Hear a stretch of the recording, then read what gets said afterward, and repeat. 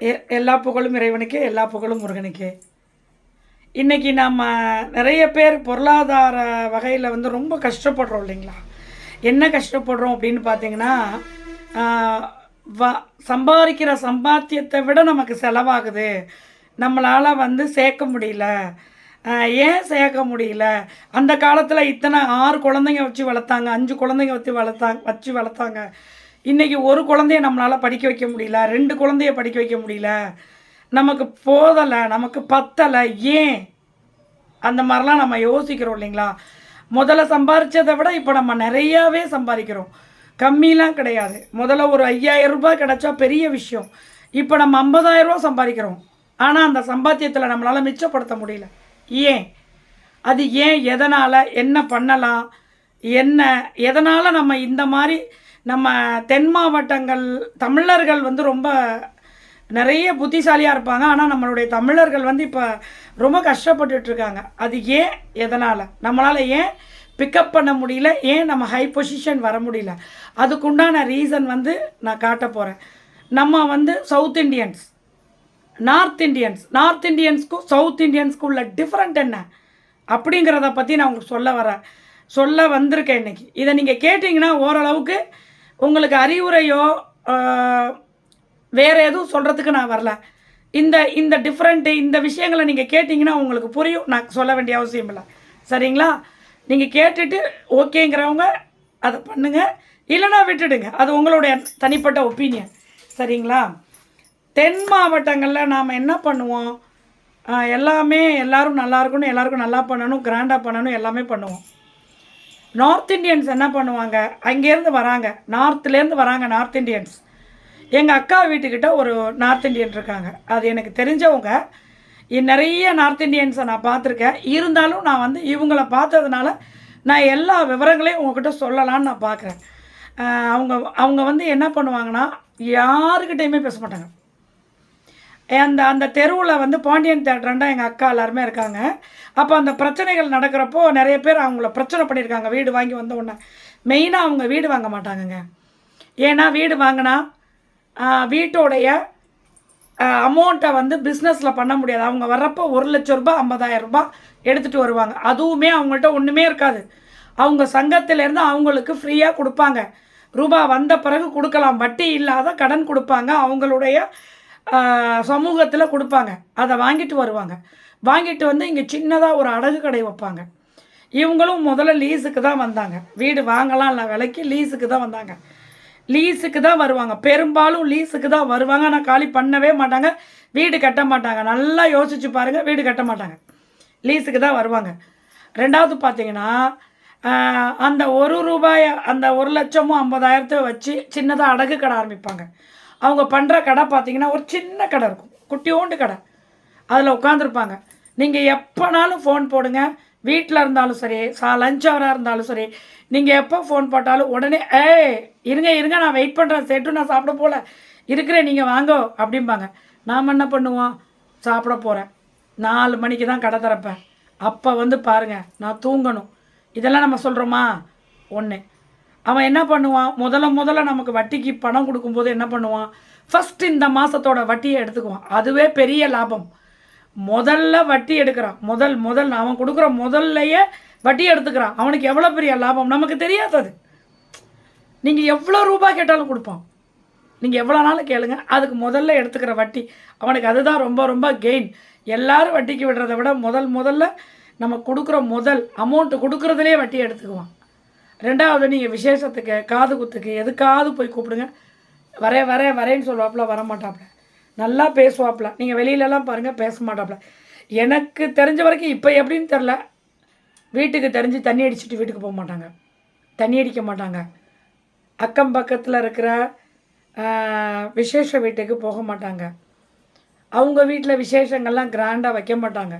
அவங்க வீட்டில் வைக்கிற ஒரே விசேஷம், பொண்ணுக்கோ பையனுக்கோ கல்யாணம் வச்சாங்கன்னா அதுக்கு 1 வருஷமாக ஜீரகத்திலேருந்து அவங்களுக்கு அந்த ப்ராடக்ட்லாம் வீட்டில் சேமிக்க ஆரம்பிச்சிருவாங்க.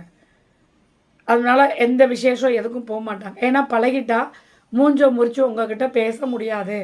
அதனால் அவங்க பழக மாட்டாங்க. நீங்கள் கூப்பிட்டிங்கன்னா வரமாட்டாங்க. உங்கள் வீட்டுக்கு நம்மளை மாதிரி போக மாட்டாங்க. நம்மளை தான் ஒரு ஆள் கூப்பிட்டோடனே நம்ம போய் டையின்னு போய் நின்றுவோமே, யாராவது கேட்டவுடனே வட்டிக்கு வாங்கியாவது நம்ம கொடுப்போமே. ரெண்டாவது காது குத்து. நாம் என்ன பண்ணுறோம், ஒரு காது குத்து பிள்ளைக்கு வைக்கணும், ஒரு மொட்டைக்கு எடுக்கணும், கையில் காசு இல்லை, உடனே கடன் வாங்கு, வட்டிக்கு வாங்கு, வட்டிக்கு வாங்கி கிராண்டாக பண்ணு. நம்மளால் நம்ம சம்பாரித்த காசில் மிச்சப்படுத்தி செலவு செய்ய முடியலன்னா நீங்கள் வட்டிக்கு வாங்குறீங்களா, அந்த காசை எப்போ அடைப்பீங்க? நீங்கள் சொல்லுங்கள், எப்போ அடைக்க போகிறீங்க? அடைக்கவே முடியாது. வாழ்நாள் ஃபுல்லாக கடன்காரனாக தான் இருக்கணும். இல்லை, நான் ஓப்பனாகவே கேட்குறேன், அவ்வளோ கடன் வாங்கி நீங்கள் விசேஷங்கள் பண்ணணுமா? ரெண்டாவது, அந்த மார்வாடி பாருங்கள், ஒரே ஒரு டைமண்ட், ஒரே ஒரு கல் போட்டிருப்பாங்க, மூக்கில் ஒரு டைமண்ட் போட்டிருப்பாங்க, கழுத்துலலாம் ஒரு செயினுமே இருக்காது, கையில் வளையல் இலையில் எதுவுமே இருக்காது, பீங்கான் தான். சாப்பாட்டுக்கு என்ன பண்ணுவாங்கன்னு நினைக்கிறேன். எங்கள் கடைக்கிட்ட ஒரு மார்வாடி இருந்தார். அந்த மார்வாடி வந்து எங்கேயோ வேலை பார்த்துட்டு இங்கே வந்து கடை வச்சார். அவருக்கு 3 பெண் குழந்தை. அவங்க வீட்டில் இருந்து 11-10 மணிக்கு மேலே தான் சப்பாத்தி வரும். அதுக்கு அந்த முட்டைக்கோஸை துருவி அப்படியே வதக்கி கொடுப்பாங்க. அதில் உப்பு இருக்காது, காரம் இருக்காது, ஒன்றுமே இருக்காது. எனக்கு சப்பாத்தி பிடிக்குன்னு கேட்பேன். ஒரு தடவை ஒரு சப்பாத்தி கொடுத்து விட்டார், அதை வச்சு சாப்பிட்றதுக்குன்னு. நான் சாப்பிட்டுட்டு அதை மனுஷன் சாப்பிடவே மாட்டாங்க. அவர் அந்த கடை வச்சுருந்தார், ஹோல்சேல் பேங்கிள்ஸ் கடை வச்சுருந்தார். அவர் அதை வச்சு 3 பிள்ளைகளையும் நல்ல மெட்ரிக்கில் படிக்க வச்சார், சிபிஎஸ்சியே படிக்க வச்சார். 3 குழந்தையில ஒரு பொண்ணு பேங்க்கில் வேலை பார்க்குறா, ஒரு பொண்ணு சுமாரான படிப்பு. அந்த பொண்ணு பார்த்திங்கன்னா கல்யாணம் முடிச்சு, எல்லாருமே 3 குழந்தைங்களுக்கு 2 குழந்தை கல்யாணம் முடிச்சாச்சு. கொஞ்சம் வயசுலேயே அந்த 2 குழந்தைங்களையும் வியாபாரம் அப்படி பார்க்கும். இங்கே வந்து அவங்களுடைய சாப்பாடு இதுதான், பியோர் வெஜிடேரியன். சரிங்களா? அதை விட என்னென்னா சேமிப்பு. அவங்க சாப்பிட்ற சாப்பாட்டில் செலவே இருக்காது, சேமிப்பு. எங்கள் வீட்டுக்காரு, நான் 50 வருஷமாக கடை வச்சுருக்காரு, கடை வாங்கலை, இன்னும் கடை வாடகை கொடுத்துட்ருக்காரு. எங்கள் வீட்டுக்கார் அந்த மாதிரி. அவர் வந்து 10 வருஷத்துக்குள்ளே ஒரு பில்டிங் வாங்கி கடை கட்டி, கீழே கடை மேலே கடை, அதுக்கு மேலே வீடு, செட்டில் ஆகிட்டார். 2 பெண் குழந்தைக்கு கல்யாணம் முடிச்சிட்டாரு. ஒரு பெண் குழந்தை கவர்மெண்ட் எக்ஸாம் எழுதி பாஸ் ஆகிட்டா, அவளும் நல்ல மெரிட்டில் நல்லா படிப்பா. 2வது குழந்தைக்கு சுமாரான படிப்பு. 3வது குழந்தை நம்ம இந்த பேங்க்கில், அது பேர் என்ன சொல்லுவாங்க, ஐயோ டக்குன்னு வரமாட்டேங்குது, அந்த பேங்க்கில் ஒரு சமூகத்தை சார்ந்த பேங்க், அது அந்த பேங்க்கில் அந்த பொண்ணுக்கு வேலை, அந்த பேங்க்கில் வேலை கிடைக்கிறதே பெரிய விஷயம். அந்த பொண்ணு வேலை பார்க்குறான், அழகாக வேலை பார்க்குது அந்த குழந்தை. இந்த 2 குழந்தையும் பக்கத்து ஊர்லேயே கல்யாணம் முடிச்சு கொடுத்துட்டாங்க. அவங்களும் இந்த மாதிரி பிஸ்னஸ் பண்ணுறவங்க, இவங்க வயசை ஒத்த இருக்கிறவங்கள தான். இந்த பொண்ணுக்கு ஒரு 21 வயசுனா அந்த பையனுக்கு ஒரு 21 வயசு, 22 வயசு. கல்யாணம் செட்டில் பேசி 5 வருஷம் ஆச்சு. அதுக்கப்புறம் தான் அவங்க கல்யாணமே பண்ணுறாங்க. அதுக்குள்ளே செட்டில் பண்ணிடுறாங்க. வீட்டில் வந்து என்னென்ன வாங்கணும், என்னென்ன செய்யணும் எல்லாமே. அவரால் எப்படிங்க 3 குழந்தைங்களையும் படிக்க வச்சு பில்டிங்கும் வாங்கி பிள்ளைங்களையும் கட்டி கொடுத்தாங்களே, எப்படிங்க பண்ண முடிஞ்சுது? நம்மளால் ஏங்க பண்ண முடியும்? அகலக்கால், எதுக்கெடுத்தாலும் அகலக்கால். ஹஸ்பண்ட் ஒரு டச் ஃபோனு, பொண்ணு ஒரு டச் ஃபோனு. சம்பளமே இல்லைங்க. எங்கள் வீட்டில் ஒருத்தவங்க கொடுத்தானா இருந்தாங்கங்க, அந்த பொண்ணு சம்பாத்தியமே கிடையாதுங்க. ஆனால் 2 பேருக்கு டச்சு ஃபோனுங்க. 24 மணி நேரம் அந்த குழந்தைக்கிட்ட கொடுத்துட்றாங்கங்க. டச்சு நெட்டு, எப்போ பார்த்தாலும் காதில் ஃபோனை வச்சா இறக்குறதில்ல. அது மாதிரி சாப்பாட்டுக்கு 2 கிலோ கறி எடுக்கிறது, 3 கிலோ கறி எடுக்கிறது, டாம் டூம் வந்தால் நமக்கு என்ன இருக்குதோ அதை வச்சு கொடுக்க பழகுங்க. நம்ம வீட்டில் என்ன இருக்குதோ அதை வச்சு கொடுக்க பழகுங்க. கடன் வாங்காதீங்க, கடனே வாங்காதீங்க. இந்த மார்வாடிகிட்ட வந்து நல்லா பாருங்கள், பிஸ்னஸ் பண்ணுறதெல்லாம் பாருங்கள், என்ன அதிகமாக விற்கிதோ அதுதான். முதல்ல செல்ஃபோனுடைய பார்ட்ஸ், உதிரி பாகங்களை விற்றுக்கிட்டு இருந்தாங்க. இப்போ பாருங்கள், கட்டுமான பொருள்களை விற்க ஆரம்பிச்சிட்டாங்க. அதுக்கு தேவையான எல்லா பொருள்களையும் விற்க ஆரம்பிச்சிட்டாங்க. ரிச் ஸ்ட்ரீட் நீங்கள் போனீங்கன்னா பார்க்கலாம், அதில் ஃபுல்லாக அதை தான் வச்சுருக்காங்க. ஏன்னா நம்ம மக்களுக்கு எல்லாருக்கும் வீடு கட்டணுங்கிற ஆசை வந்துருச்சு. 5 கோடி ரூபாய் 10 கோடி ரூபா வச்சுருப்பாங்க. அந்த சேட்டு 50,000 ரூபாய் கொண்டு வந்துட்டு எல்லாம் வச்சுருப்பாங்க. ஆனால் வீடு வாங்க மாட்டாங்க. ஏன்னா வீட்டில் போகிற முதல்ல வச்சு பிஸ்னஸ் பண்ணிகிட்டு இருப்பாங்க. ஒரு நாளைக்கு அவனுக்கு 20,000 ரூபாய் தேவைப்படும். வட்டியே 20,000 ரூபாய் வந்துடும். 20,000 ரூபாய் வந்தால் 2,000 ரூபாய் ஒரு நாளைக்கு, இல்லை 1000 ரூபாய் செலவு பண்ணாலும் மிச்சம் எவ்வளோ இருக்குது? அதெல்லாம் முதல். அவங்க அது உங்களுக்கு இன்வெஸ்ட்மெண்ட், அதெல்லாம் வச்சுக்குவாங்க. வீடு வாங்கவே மாட்டாங்க. சிவகாசிலையும் சரி, வீடு வந்து மார்வாடிஸ் ஏதோ ஒரு ரேர், மார்வாடியில் சில பிரிவுகள் இருக்குது, அவங்க தான் வாங்கியிருக்காங்க. இவங்க வாங்க மாட்டாங்க, முதல்ல போட மாட்டாங்க. நம்ம கேனத்தனம். வீடு இத்தனை லட்சம் போட்டுட்டு வாடகைக்கு ஒன்றும் இல்லாத 5000 ரூபாய்க்கு வாடகைக்கு விட்டுட்டு 1008 பேச்சு வாங்கிட்டு உட்காந்துருக்கோம். திறமை, புத்திசாலித்தனம். அந்த புத்திசாலித்தனம் நமக்கு எங்கெங்க போச்சு? நம்ம தமிழர்கள் தானே. நம்ம எவ்வளோ புத்திசாலித்தனமாக இருக்கணும். ஏதோ ஒரு ஊர்லேருந்து வந்து அவன் பிழைக்கிறான், நம்மக்கிட்ட வட்டிக்கு விட்டு வாங்கி பிழைக்கிறான். அவன் எவ்வளோ திறமையாக இருக்கிறான். அதே மாதிரி தண்ணி போடாதீங்க, பிஸ்னஸில் தண்ணி போட்டு போய் உட்காராதீங்க. பிள்ளைங்க அப்பா அவங்களுக்குள்ள ஒரு மரியாதை இருக்கணும். கூட்டு கொடுத்தனமாக இருப்பாங்க. பெரும்பாலும் கூட்டு கொடுத்தனமாக இருப்பாங்க, தனியாக போக மாட்டாங்க.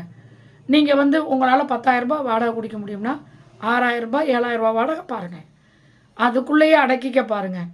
அதே மாதிரி கடன் வாங்காதீங்க. இருக்கிற வருமானத்தில் எப்படி போகலாங்கிறத சிந்திக்க ஆரம்பிங்க. வருமானத்தை பெருக்கிறதுக்கு உண்டான வழிகளை பாருங்கள். பெண்கள் வேலைக்கு போங்க, சும்மா இருக்காதீங்க. நெட்டில் எவ்வளோ வேலைகள் இருக்குது, எல்லாமே இருக்குது பாருங்கள். கடன் வாங்காதீங்க, அகலக்கால் வைக்காதீங்க, பச்சஸ்ன்னு போய் காசை செலவழிக்காதீங்க. மார்வாடி எவ்வளோ புத்திசாலித்தனமாக வந்து சென்னையோட முழு பரப்பை ஆக்கிரமிப்பு. பெங்களூரில் எங்கள் ஆசிரமத்தில் முழுசாக நம்மளுடைய மார்வாடிஸ் தான். சிவகாசிலையும் மார்வாடிஸ் தான். அதனால் தமிழர்களை புத்திசாலியாக இருங்க. எப்படி பிழைக்கணும்னு பாருங்கள், எப்படி நடந்துக்கணும்னு பாருங்கள். எதுக்கு செலவழிக்கிறோம், ஏன் செலவழிக்கிறோம்? சீசன் வெஜிடபிள்ஸ் வாங்குங்க, சீசன் ஃப்ரூட்ஸ் வாங்குங்க. ஹையாக பண்ணுறது, வீட்டில் தடபுடலாக பண்ணுறது, செலவுகளை கூட்டுறது, அதெல்லாம் பண்ணாதீங்க. நமக்கு என்ன வருமானம் வருது கணக்கு பாருங்கள். லேடிஸ் கணக்கு பாருங்கள். லேடிஸ் கணக்கு பார்க்கலன்னா ஜென்ஸ் கணக்கு பாருங்கள். எவ்வளோ ரூபா கொடுக்குறீங்க, அதுக்குள்ளே எவ்வளோ சேமிக்கிறீங்க. 1 ரூபா கொடுத்தாலும் 6 பைசா செலவு பண்ணுங்கள், 2 பைசா சேர்த்து வைங்க, 2 பைசா நமக்கு அத்தியாவசிய தேவைக்குன்னு சேர்த்து வைங்க. இது ரொம்ப நல்ல விஷயம். அந்த காலத்தில் 6 குழந்தைங்களையும் படிக்க வச்சாங்க. இப்போ ஒரு குழந்தைய நம்மளால் படிக்க வைக்க முடியல. எதனால் யோசிங்க. கவர்மெண்ட் ஸ்கூலும் நல்லா தான் இருக்குது, எல்லா ஸ்கூலும் நல்லா தான் இருக்குது. நம்மளுடைய தேவைகள் என்னவோ அதை அறிஞ்சு செலவு பண்ணுங்கள். நமக்கு எல்லாமே தேவை தான். தேவைக்கு அதிகமாக எல்லா பொருட்களையும் வாங்கி வீட்டுக்குள்ளே போடாதீங்க. அது வந்து ரொம்ப நல்ல விஷயம் இல்லை. உங்களுக்கு அத்தியாவசிய தேவையை மட்டும் வாங்குங்க. நல்லா யோசிங்க. ஒரு பொருள் வாங்குறதுக்கு முன்னாடி 10 தடவை யோசிங்க. யோசிச்சுட்டு அது வாங்கலாமா வாங்கக்கூடாதுன்னு பாருங்கள். நான் ரொம்ப சிக்கனமாக இருப்பேன். எங்கள் வீட்டுக்கார் பார்க்குறதெல்லாம் வாங்கி போடுவார். அது பண்ணாதீங்க.